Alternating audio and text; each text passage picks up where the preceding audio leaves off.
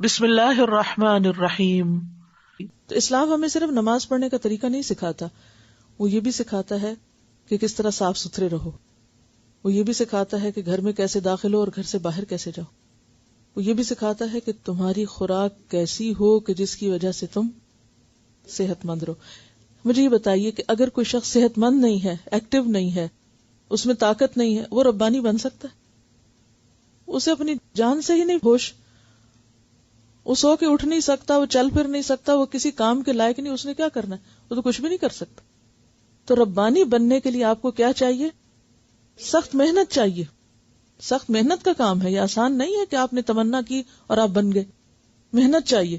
محنت کرنے کے لیے آپ کو صحت چاہیے۔ صحت کے لیے آپ کو اپنی عادات کو درست کرنا ضروری ہے، اور ان عادات میں کھانا پینا بھی شامل ہے، اور کھانا پینا بھی ایک عبادت ہے۔ اسی لیے سورۃ البقرہ میں لیس البر کی جہاں بات آئی تھی اور امت وسط کی جو ذمہ داریوں کی بات آئی تھی، تو پہلا حکم کیا ملا تھا؟ کھاؤ حلال اور طیب، حلال اور طیب کھاؤ، جنک فوڈ نہ کھاؤ، غیر طیب نہ کھاؤ، کیونکہ وہ لازماً صحت پر اثر انداز ہوگی، طرح طرح کی بیماریاں پیدا ہوں گی۔ اگر وقتی طور پر کچھ نہیں بھی ہو رہا نا، تو الٹیمیٹلی ایسی ایسی بیماریاں پیدا ہوں گی کہ جس میں پھر تم عبادت کے قابل نہیں رہو گے، تم خدمت خلق کے قابل نہیں رہو گے، تم پڑھنے لکھنے کے قابل نہیں رہو گے۔ تو ربانی بننے کے لیے علم ضروری ہے نا، تو اس کے لیے ضروری ہے کہ کچھ ایسی غذائیں، چاہے پسند ہو یا نہ ہو، کسی نہ کسی شکل میں جو طبیعت کو جتنی بھی موافق آتی ہوں، کچھ نہ کچھ اس میں سے ضرور لیا جائے، کیونکہ نبی صلی اللہ علیہ وسلم کو جو کچھ یہ سکھایا گیا یہ وحی الہی پر مبنی ہے۔ باقی طب اور سائنس اور میڈیسن جو ہے انسانوں کے تجربے اور مشاہدے پر مشتمل ہے۔ وہ تجربہ اور مشاہدہ صحیح بھی ہوتا ہے، اور بعض اوقات آپ نے دیکھا ہوگا کہ ہر تھوڑے عرصے کے بعد تبدیل کر دیتے ہیں، ٹھیک، لیکن جو چیز وحی الہی سے ثابت ہے، نازل ہے، وہ جھوٹی نہیں ہو سکتی۔ جیسے ایک شخص آیا، اس کے پیٹ میں تکلیف تھی، آپ نے کہا شہد پیو، اس کی تکلیف بڑھ گئی، آپ نے کہا کہ اللہ کی بات جھوٹی نہیں ہو سکتی، تمہارا پیٹ جھوٹا ہو سکتا ہے، اللہ کی بات جھوٹی نہیں ہو سکتی، تم اسے پیتے رہو۔ اور ہوا یہ کہ اسی سے پہلے زیادہ خراب ہوئی، بیماری بڑھی، ساری جسم کی صفائی ہوئی، اور پھر اسی سے صحت بھی ہو گئی۔ تو ان چیزوں میں لازماً ایک حکمت ہے، اور اگر ہم انہیں صرف ٹیسٹ کے لیے یا صرف غذائیت کے لیے بھی کھاتے ہیں تو بھی ٹھیک ہے، لیکن اگر سنت سمجھ کر اور اپنے مقصد کی تکمیل کے لیے ایک ٹول سمجھ کر استعمال کریں گے تو اس میں اجر بھی ہے۔ تو بھائی کہ ایک کام صرف ہم ٹیسٹ کے لیے کریں یا وقتی فائدے کے لیے کریں، کیوں نہ ہم اس کو بڑے فائدے کے لیے کریں؟ اور وہ بڑا فائدہ کیا ہے؟ اجر، آخرت کا فائدہ۔ کر ہم دنیا کا کام رہے ہیں، کھا پی رہے ہیں اور ساتھ ثواب بھی کما رہے ہیں، تو یہی عقل مندی ہے نا، یہی حکمت ہے۔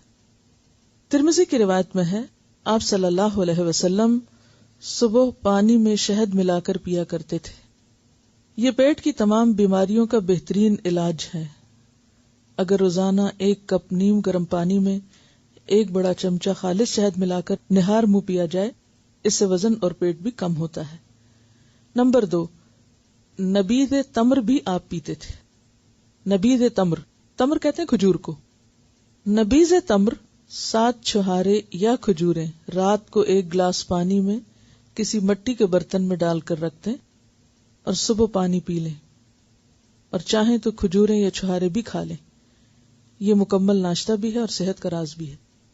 اب اس میں آپ دیکھیے کہ خالی پانی پی لیں تو بھی ٹھیک ہے، بعض لوگوں کو بہت کھجور کھانا جو ہے، اور خاص طور پر موسم کا اگر فرق ہو، کیونکہ ہر موسم میں ہر چیز اس مقدار میں بعض اوقات فائدہ نہیں دیتی، تو اس میں صرف اگر پانی پی لیا جائے تو وہ انرجی آ جائے گی، اور باقی جو اس کے اندر چیزیں ہیں وہ پوری کی پوری نہیں بھی باڈی میں آئیں گی تو بھی اس کا فائدہ ہو جائے گا۔ طب کا یہ اصول ہے کہ جو ٹھنڈے علاقے ہیں، یعنی ٹھنڈے علاقے ہیں، وہاں لوگوں کے معدے جو ہیں وہ گرم ہوتے ہیں، اور گرم علاقوں میں معدے کے اندر ٹھنڈک ہوتی ہے، لہذا گرم علاقوں میں گرم چیز کھانا فائدہ مند ہوتا ہے، جبکہ سرد علاقوں میں سرد چیز کھانا فائدہ مند ہے۔ اس میں آپ دیکھیے کہ اب سعودی عرب ہے، کتنا گرم علاقہ ہے، کھجور پیدا ہی کہاں ہوتی ہے؟ گرم علاقوں۔ آم کب پیدا ہوتے ہیں؟ گرمیوں میں۔ تو جب یعنی باہر ماحول گرم ہوتا ہے اور جسم کے باہر کا ٹیمپریچر گرم ہوتا ہے تو انسان کا معدہ اندر سے، یعنی کہ فطرت کا نظام ایسا ہے، اور اگر باہر ٹھنڈک ہے تو انسان کے اندر گرمی ہے. تو اگر انسان اندر اور باہر کو ایک طرح سے بیلنس رکھے تو وہ غذا اس کی صحت کے لیے فائدہ مند ہے. بہرحال پھر آپ دیکھیے کہ طب نبوی تو پورا ایک باب ہے، بے شمار احادیث ہیں اس میں اور بے شمار چیزوں کے بارے میں آتا ہے، اور اس میں بعض اوقات کچھ چیزوں کے کمبینیشن بھی بتائے گئے ہیں کہ ایک چیز اگر ٹھنڈی تاثیر رکھتی ہے تو اس کے کمبینیشن میں اس کو دوسری کچھ گرم بھی ساتھ شامل ہو جائے. اسی طرح شہد اگر خالی لیا جائے یعنی چاٹا جائے تو اس کی تاثیر اور ہے، اور پانی میں ڈال کے لیا جائے تو اس کی تاثیر اور ہے. ایک حدیث سے پتہ چلتا ہے کہ اگر کوئی شخص ہر ماہ صرف 3 دن نہار منہ شہد چاٹ لیتا ہے، یعنی پانی میں ڈال کے نہیں پینا، ڈائریکٹ منہ میں ڈال لینا، چمچ سے ڈال لیں یا ویسے کسی چیز سے پی لیں یا ویسے، تو وہ ہر طرح کی بیماریوں سے بچا رہتا ہے. کہ شہد کے اندر ایسی چیزیں اللہ تعالیٰ نے ڈالی کہ وہ اندر جا کے سارے جرمز کو ایک طرح سے کل کرتے ہیں.